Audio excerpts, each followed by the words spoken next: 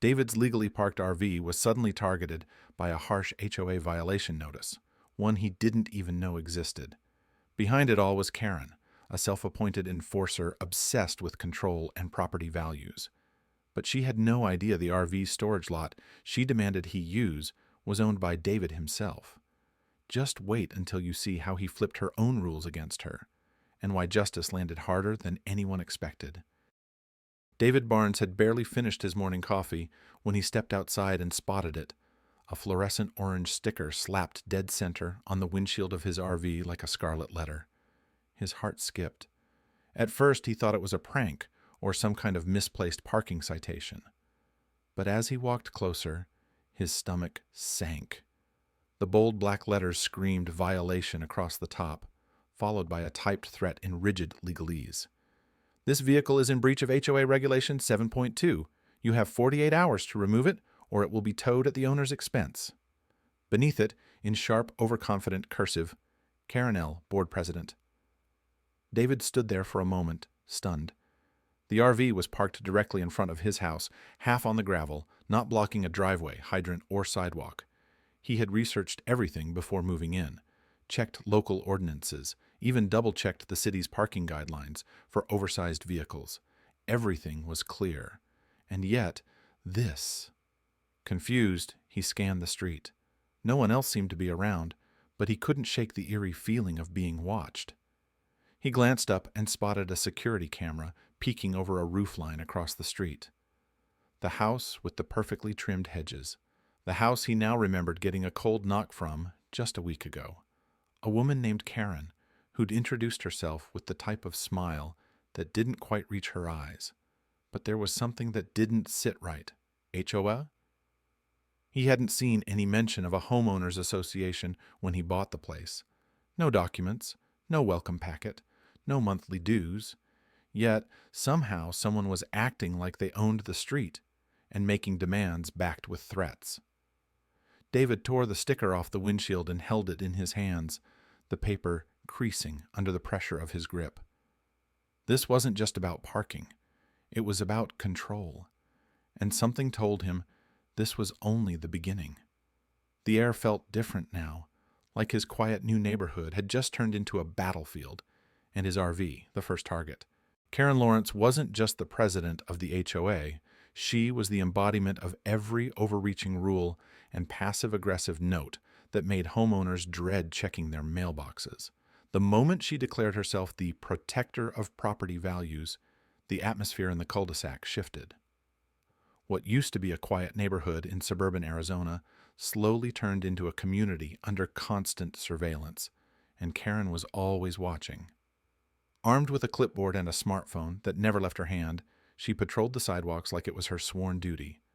David had seen her from his living room window more than once, pacing with sharp precision, eyes scanning porches and driveways as if they were military checkpoints. She didn't wait for issues to arise. She created them. One neighbor, a young single mom named Leah, had been threatened with fines because her front door was painted a shade of turquoise Karen deemed visually disruptive. Another family received a written warning for having wind chimes, on their front porch. But perhaps the most outrageous incident came when Karen called animal control on an elderly veteran's certified therapy dog, claiming it was a danger to the tranquility of the block because it barked once when someone rang the bell. To David, it became obvious that Karen didn't enforce rules for the sake of harmony. She enforced them for control. Her actions weren't about fairness or community. They were about dominance, about being the final word on what was acceptable. And what stung the most wasn't the rules themselves. It was the smugness. The way Karen carried herself like her clipboard was a badge of honor. Like every form she filed, every citation she issued, was an accomplishment. She strutted past houses with her chin tilted just high enough to avoid eye contact, but low enough to catch every out-of-place lawn gnome or trash can left out past 7 a.m. Her smile, when she gave it, felt more like a warning than a welcome. David had dealt with difficult people before, but Karen wasn't just difficult. She was deliberate. And it was becoming clear she had set her sights on him. The RV was only the first strike. This wasn't a misunderstanding. It was a campaign. And in Karen's mind, she had already declared herself the victor. David had always been a quiet force, the kind of man who didn't raise his voice but made things move. After 30 years managing complex logistics for national shipping lines, he was no stranger to navigating bureaucracy or untangling red tape. Retirement for him wasn't about slowing down. It was about finally having time to pursue what he loved. And that meant one thing: travel. He'd spent months designing and converting his RV himself.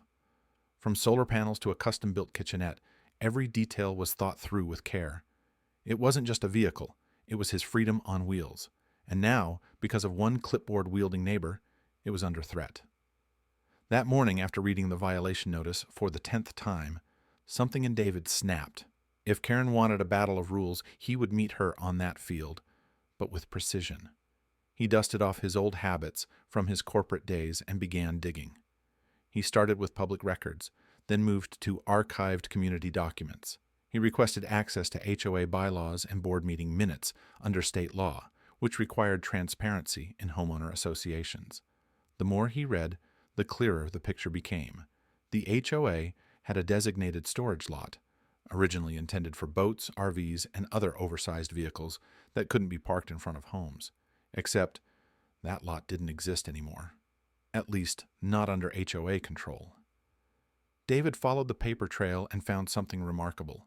Years ago, before he even bought his house, the original developer had quietly sold off the underused storage lot to a private buyer. That buyer. A small LLC that David had invested in as a silent partner back when he was diversifying his retirement income. Several mergers later, he'd absorbed the LLC into his own real estate holdings. He owned the lot. He stared at the screen for a long moment, absorbing the irony. Karen had cited regulation after regulation, all insisting he move the RV into the designated HOA lot. A lot she no longer had access to, a lot that legally belonged to him. The absurdity was almost laughable. Almost. But the anger wasn't gone. If anything, it burned brighter. Karen had pushed around so many people, throwing rules like weapons. She didn't just police the neighborhood, she intimidated it. She made good people feel like trespassers on their own property. And now, in her crusade for control, she had picked a fight with someone who had the receipts, literally. David didn't shout. He didn't storm across the street or leave angry messages. No, he did what he'd always done best. He gathered facts, built a plan, and waited for the right moment. Karen had no idea.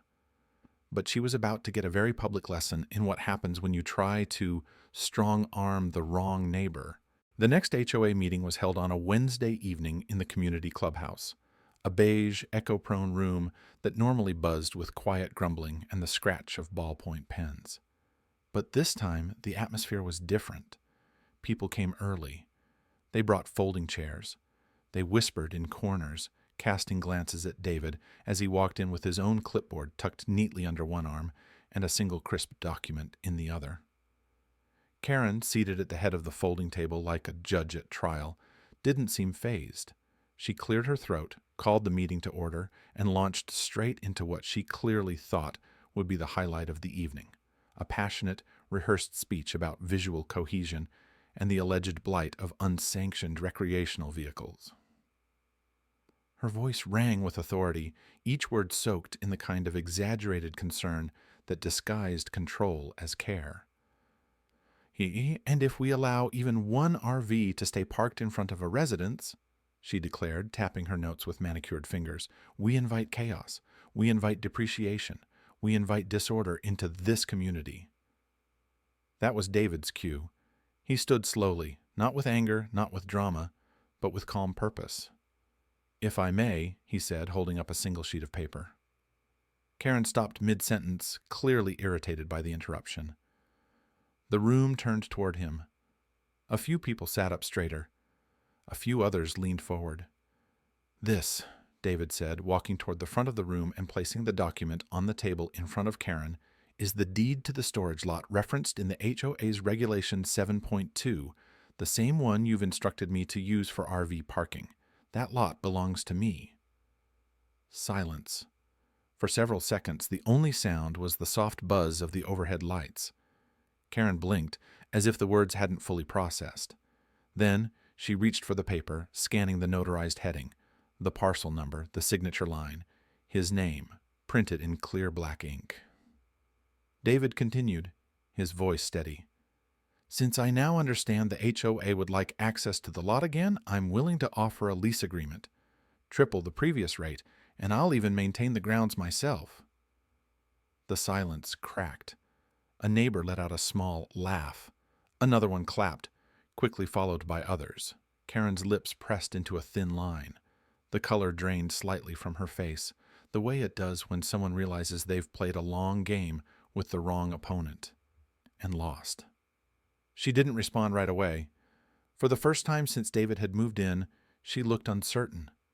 The smug confidence, the clipped voice, the clipped walk, it all dissolved in the span of a few heartbeats. The meeting adjourned not long after, with no vote, no rebuttal. Karen stood, gathered her papers, and walked out without a word. Within a week, an email was sent to all homeowners. Karen had resigned, citing personal reasons. No one questioned it. David never once raised his voice or held a grudge. He simply parked his RV, exactly where it had always been, and waved politely to the neighbors who now greeted him with nods and handshakes. The street began to breathe again. Holiday decorations reappeared. Kids played in driveways without worried glances from parents. The clipboard patrol was gone. For the first time in years, the neighborhood felt like a place where people lived, not just a place where they followed rules. David didn't set out to be a hero, but sometimes all it takes to bring balance back to a community is one well-timed page of truth.